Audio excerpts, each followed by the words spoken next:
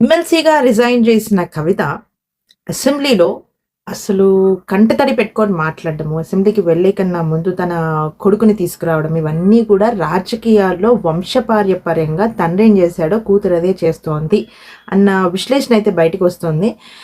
Actually తన కుటుంబాన్ని తాను నిలబెట్టుకోవడానికి ఒక ప్రయత్నం అన్నట్టు అనిపిస్తుంది. అలాగే నేనెప్పుడూ డబ్బుల కోసము, వాటి కోసము నేను చేయలేదు రాజకీయం. నా దగ్గరకొచ్చేవాళ్ళు కూడా సహాయం కోసం వస్తారు. ఆ సహాయం నా బాధ్యత అని నేను చేస్తానంటే ఒక కంటనీరు పెట్టుకున్నారు. అది కొంతవరకు ఒక ఆడపిల్లగా చూసుకుంటే గనక అది కొంత నిజమనే మనకి ఒక 10-20% అనుకుంటున్నారు. కానీ మిగతా 80%, 85% ప్రజలు మాత్రము తండ్రికి అన్యాయం చేసింది.